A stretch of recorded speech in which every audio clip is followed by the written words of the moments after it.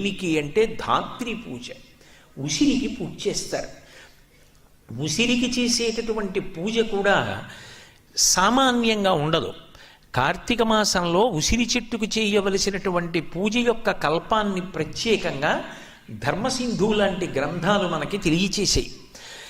ఉసిరి చెట్టు ఎక్కడ ఉంటుందో అక్కడికి వెళ్ళి ఆ ఉసిరి చెట్టు దగ్గర నిలబడి దాని యొక్క మొదట్లో ఇంత పసుపో కుంకుమో అక్షతలో సమర్పించి ఉసిరి చెట్టుని ప్రార్థన చేస్తూ కొన్ని మాటలు చెప్తారు. ఇక్కడ మీరు ఒక విషయం గమనించాలి. యజుర్వేదంలో కూడా రుద్రాధ్యాయంలో ఒక మాట అంటారు, నమో వృక్షేభ్యో హరికేశాయోపవీతినే పుష్టానాం పతయే నమో నమో అంటారు. ఈ చెట్టు రూపంగా ఉన్న శివుడికి నమస్కారం, చెట్టు ఆకులుగా ఉన్న శివుడికి నమస్కారం, చెట్టు ఆకులలో ఆకుపచ్చతనంగా ఉన్న శివుడికి నమస్కారం అంటారు. అలా ఈ ధాత్రి రూపంలో